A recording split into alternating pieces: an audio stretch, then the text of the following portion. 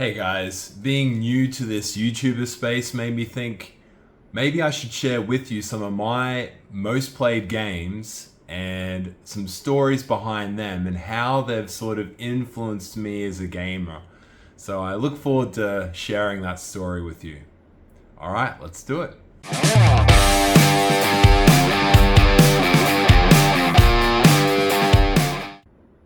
Alright, before I jump into my top 10, 12 really, most played games of all time, I just want to say I couldn't have done this list without BG Stats.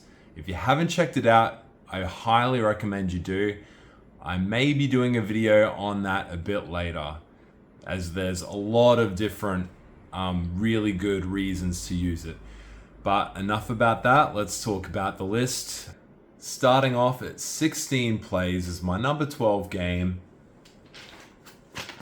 Hive. What can I tell you about Hive? Hive is a two-player game where you have these tiles that you're placing in a chess-like sort of way to try and surround the opponent's queen. You have these pieces that have different abilities, so it feels a lot like chess. One of the reasons why this gets played, and it is a really enjoyable game, not to take away from that, but I love that the pieces are so jumbo, feel nice to have in your hands, really tactile, but also that you could take this game anywhere. You could take it out to the beach. You don't have to worry about sand, water. It's a really durable game. It's really easy to play. You can play it anywhere. And yeah, that's why this game gets played. It's also really fun. All right.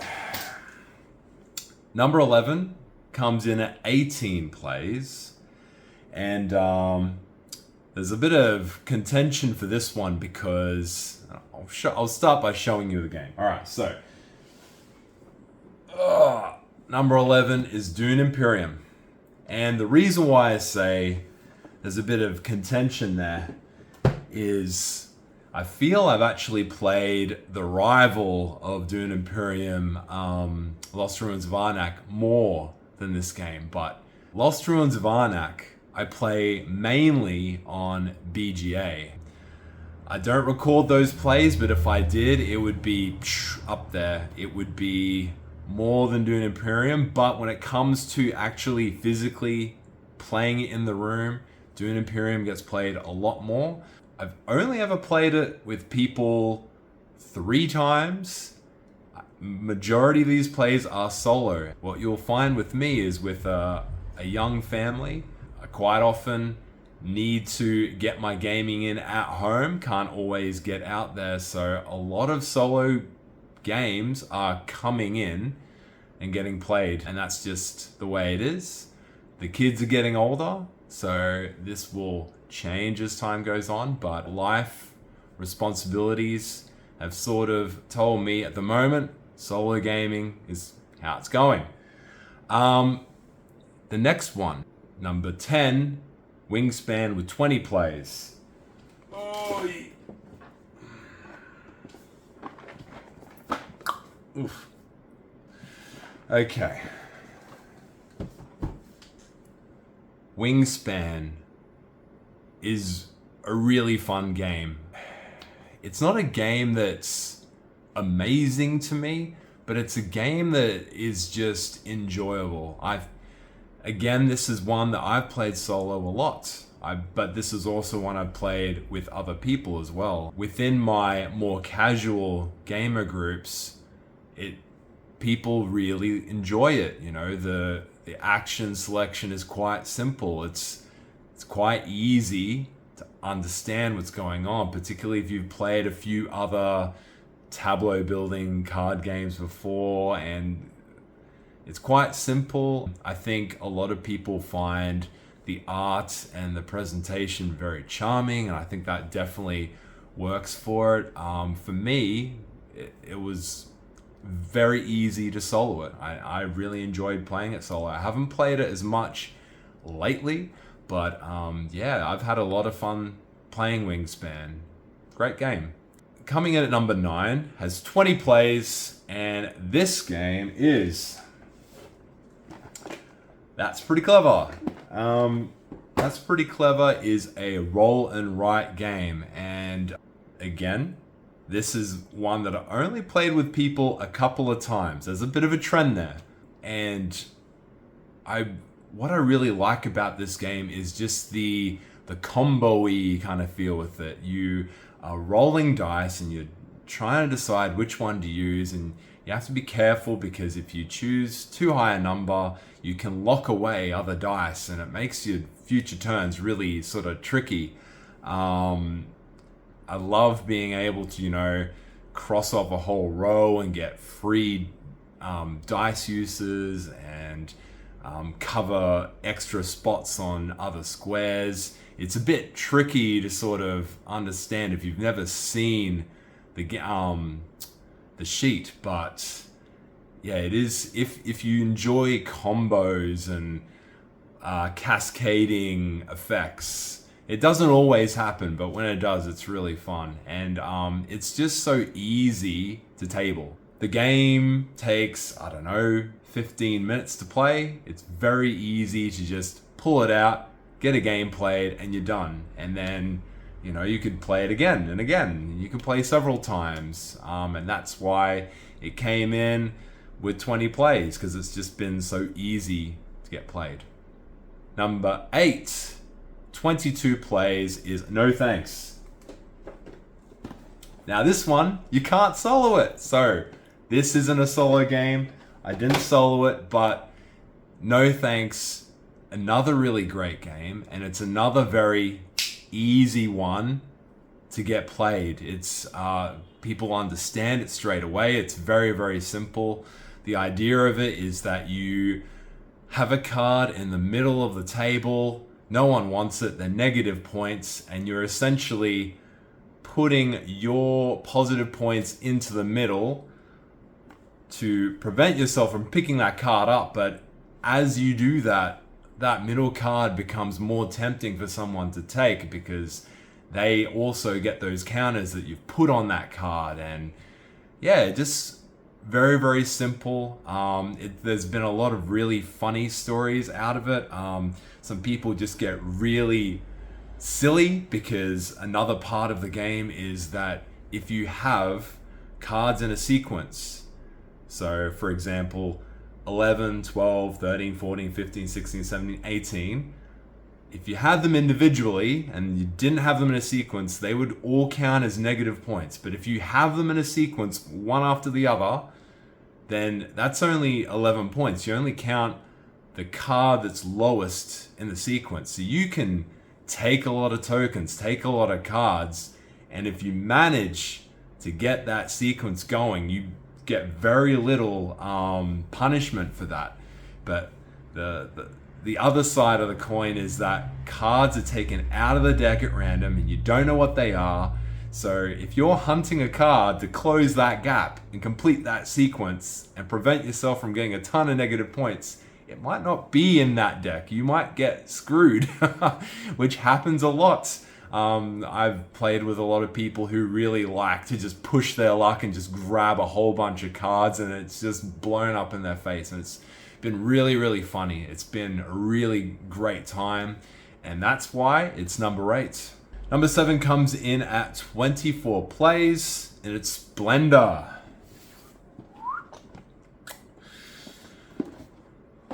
Now, Splendor is a game that is very easy to teach, very easy to get into, and I've really enjoyed playing this with a lot of casual groups.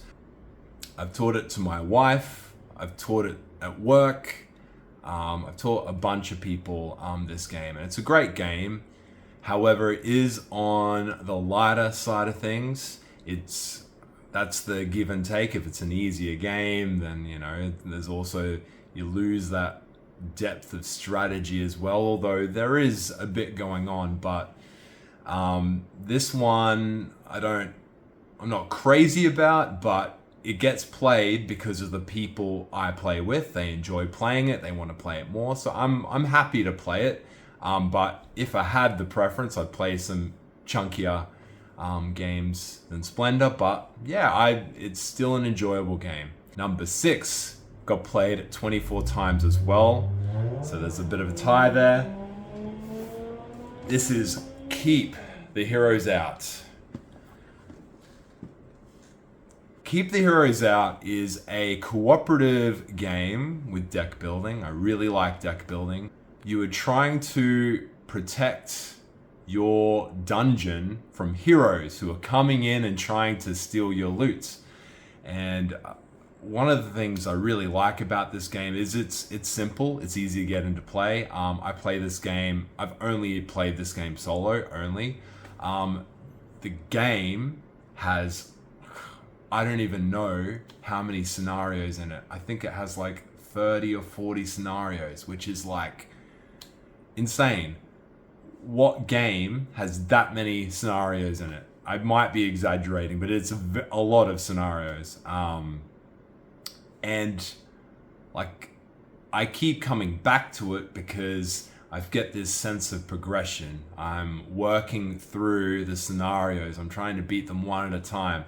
I've only gotten into about 10 of them, completed about 10. Yeah, and it's a difficult game too. It's not easy to win. So there's that side of things, but there's also the asymmetry in the roles. You know, you take on the role of a monster, and the monsters will play different. You know, you've got your blobs that, you know, when they get attacked, they can divide into 2 more, and you've got more bodies on the field to protect the dungeon. You've got a dragon that has like a really powerful deck that doesn't really need to be improved, but the weakness of the dragon is you've only got this one meeple is trying to defend the dungeon and can't be everywhere at once. So that's the weakness of the dragon.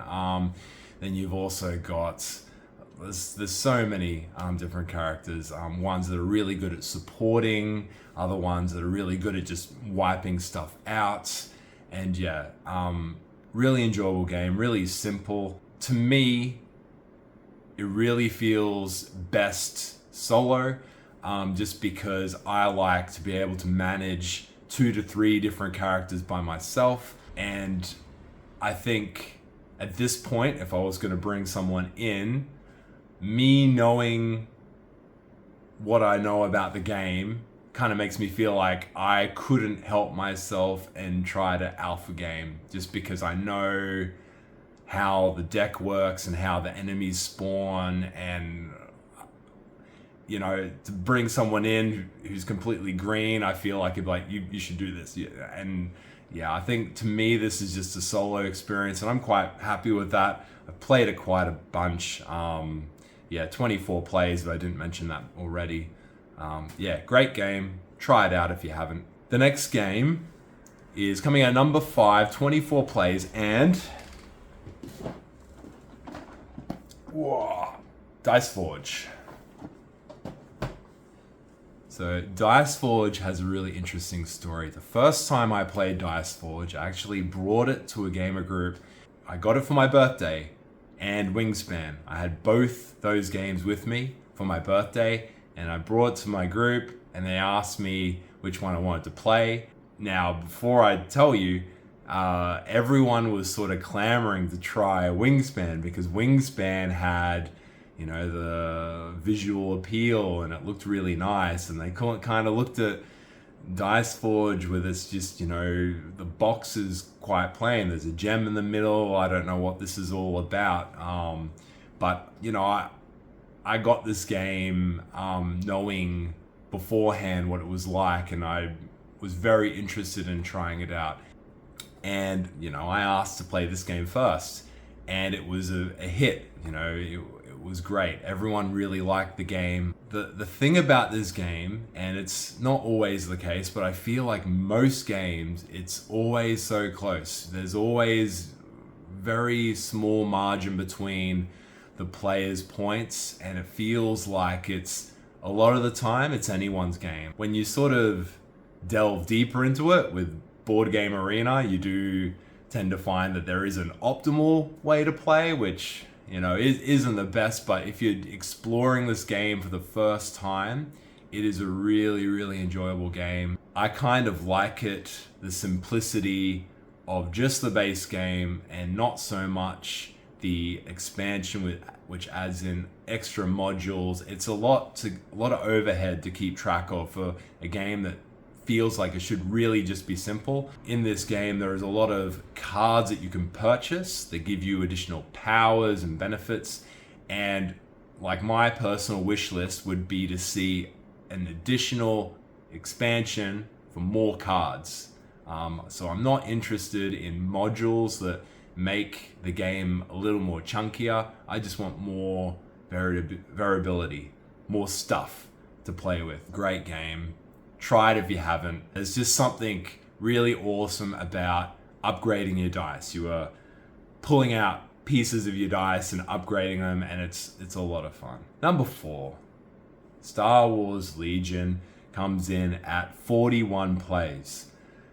So Star Wars Legion is not a board game. It is a tabletop game, tabletop war miniatures game. And I started recording my plays in about 2020. I was playing before that. So I would actually guess that I've played maybe double that amount because I hadn't recorded all my plays. So I've played a lot of Star Wars Legion, and that game I have to thank for my painting of miniatures.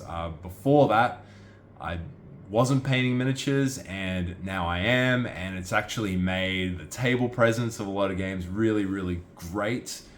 So it's something that I'm really, really happy that that's sort of come into, although it is a lot of work. And I'm not the best painter, but it takes me a lot of time. I spend a lot of time trying to get them to a point that I'm happy with them. I'll have to show you. Okay, so this is the Star Wars Legion. So this is my army that I am mainly playing with. There's my really nice, I gotta lift this one up so I can show you. Oi! Oh, look at this. The AAT Trade Federation battle tank. It's really awesome. Then over here, I've got some more stuff. I've got the snail tank. Then I've got some spiders, more droids. So if you haven't noticed, the faction that I'm playing in Star Wars Legion is the CIS, the Confederacy of Independent Systems. And it's the only faction I play. I did play with all 4 at one point, but just too much to keep up with, and I just reduced down to 1 so it's much more manageable that way. All right, number 3 is at a whopping 124 plays, and this is a game I don't own anymore. That game is Marvel Champions, and Marvel Champions came out, a lot of people were ranting and raving about it and saying how awesome it was, and I had to make sure that I got it, and I got that game and I was hooked. I played that game a lot. One thing I will say about it, and if you don't know, Marvel Champions is a living card game. So you have a core set, but that really only just creates an appetite for more. You need to actually pick up expansion upon expansion. There's a lot of, so you can either gain extra characters that you can play as, or you can grab these big scenario boxes which also have additional characters, but on top of that, you're getting bosses and villains that you are fighting. And you can also go through campaign style and fight them one after the other. This game is very easy to get on the table. It's a matter of just picking up the boss that you want, the scenario cards, shuffling them in together. It's very plug and play that way. Yeah, very easy to build a deck because there is a lot of restrictions on how you build a deck. And I have a bit of a background in deck building and card play, so actually building decks, I didn't mind it too much. And I liked the restrictions because it made it much easier to just chuck a deck together and get it played. Now, why did I get rid of it if I played it so much? The reason I got rid of it, there's a few reasons really. The main one was I got bored. I got tired of it. I played it too much, and I got to the point where I felt like I understood the game, that it wasn't really a challenge for me anymore. I knew which cards were optimal that should go in your deck. I understood, and I understand that this may have changed since then, but there was particular strategies that were just very powerful, and you could overcome a lot of bosses with very little effort with certain strategies. And and I'm sure Fantasy Flight have seen this and go, hey, let's change this up. We got to make sure these guys have a more difficult game. So when I started playing, it was from Core Set. The big box expansions I played were also Rise of the Red Skull and Galaxy's Most Wanted. So up until that point, I felt like I pretty much figured the game out. And like I said, that's probably not the case now. They probably figured it out and made it harder for us, but at that point I sort of lost interest. I also didn't like the way that the game plays. It encourages you very much to favor cards that stay on the board or are more permanent. So you've got these one-off cards that could do something and then they go away. But what I found was these cards that come out, they have a persistent ability or could be activated a few times. They were just too good. And I felt like I was just always putting them into my deck. And yeah, it sort of spoiled the game for me. I didn't find the game challenging anymore. I felt like it was just either I would find that I would get wiped out before I could get my tableau going, or I got my tableau out and then it was just, all right, I'm just whittling this guy down, going through the motions until they died. Yeah, I sort of felt I understood the game and wasn't interested anymore. So that's why I got rid of it. That was my number 3 though. My number 2. Now this one, I don't know how many times I played, but I'm sure it's my number 2 because I have played it countless number of times. This is a game that I got into when I was in high school. It was a game, my first card game, and that is Yu-Gi-Oh! The card game. I was nuts for the anime. It used to play on TV before school, and I loved watching it. I love the idea of the narratives and just how it really is corny. If you've seen Yu-Gi-Oh, you know it's like overly dramatic. It's just a bunch of people playing a card game, but there are real stakes, and it's like, it just drew me in as a kid. I loved it. It was amazing, and like, you never actually acted it out when you're playing the game, but you sort of had this feeling of, oh, I'm summoning this big dude and I'm gonna beat you down with my really strong monster. And yeah, it was a lot of fun. And like I said, my first time into like cardboard gaming. I'd played a lot of video games before that, but that was my first time really delving into the world of board games, apart from, your mass market monopolies and so on and so forth. That was the first real experience that I had. So that's Yu-Gi-Oh! Now, number 1, my most played game of all time is again undefined. I don't know how many times I played this game, but if you look at my profile, it'll tell you I've played it 22 times. I've only played 22 times since 2020, but I've actually played this game much more than that. That game is Magic the Gathering. Okay, so in my board game shelf, this is the little shelf that is just for Magic the Gathering. So let me have a quick show you what's going on here. I've got a bunch of board game mats. Get rid of those. This box here is just random sleeves and stuff, so that's not important. Random book that I didn't read. Over here, all right, so This one here, this is actually pretty cool. This is the Nicol Bolas Arch Enemy. So this is a one versus many version of Magic the Gathering, which I customized. I didn't like the way that the decks were, so I made it a bit more balanced, I feel. I made it a bit more interesting, so there's that. In here, just spot to put my decks in, which at the moment doesn't have anything. I used to keep my draft decks in. In here, this one, lots of dice, counters, etc. Okay, over here, and you use a lot of dice and counters in Commander. My Commander decks, I've got 8 there. I've got another 2 more there, I think. I played a lot of Commander, and I have a lot of Commander decks, which I've not played in a while. And then over here. So this one is my cube. And I'll open this up with one hand. There we go. So the cube is the curated set that I've made for myself.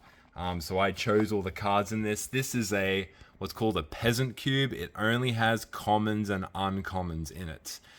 And yeah, like I'll describe to you later, in the future, you will draft these cards to make your own deck and verse each other that way. And that is my preferred way to play. Easy.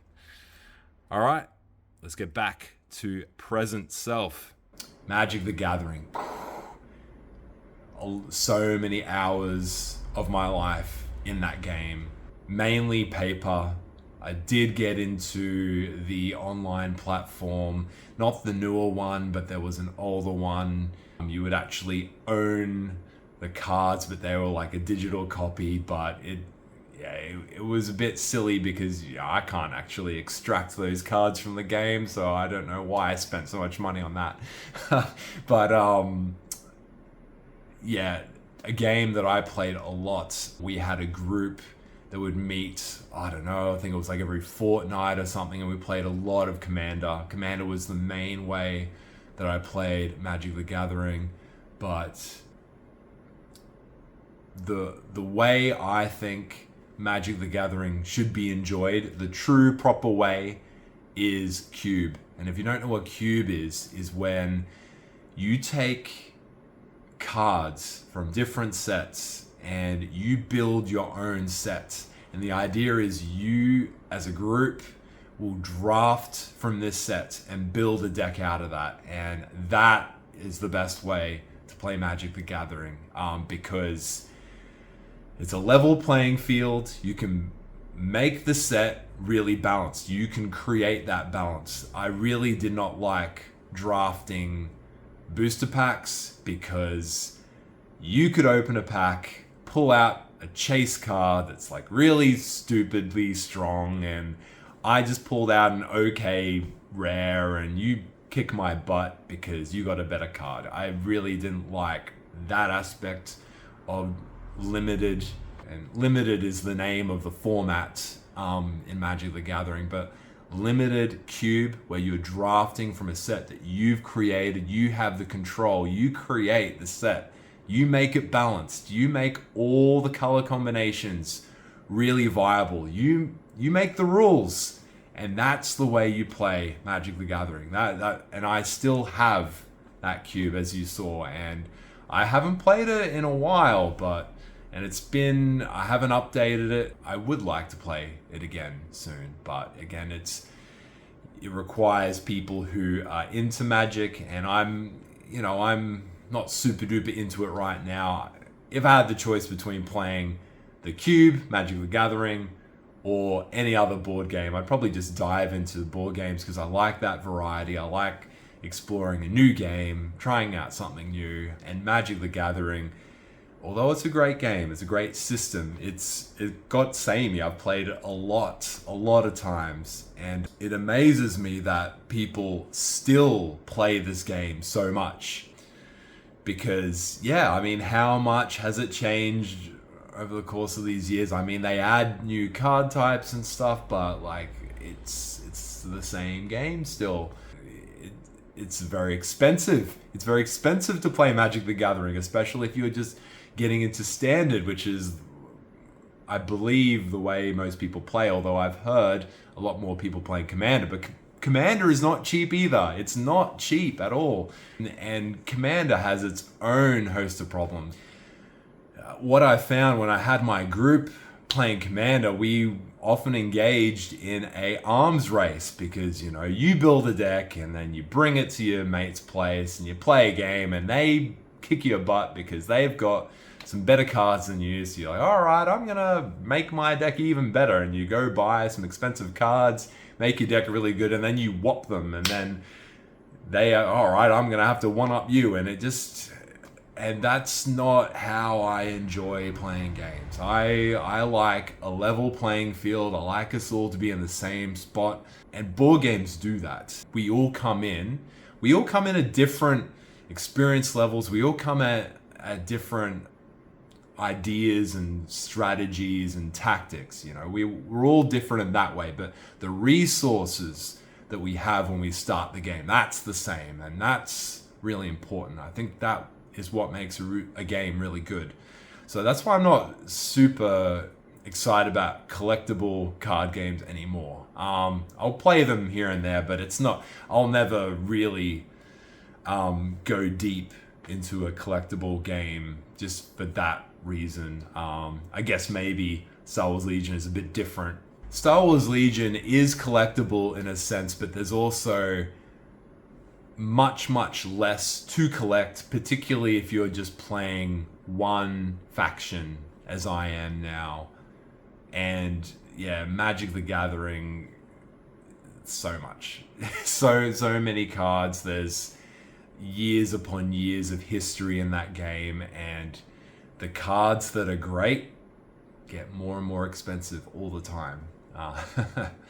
Anyway, well, that's everything. That's my most played games of all time. I rambled a bit. I hope you still enjoyed it though. Yeah, it was fun to talk about. I really like talking about that history of gaming, and yeah, I enjoyed it. So thank you for listening. Catch you later.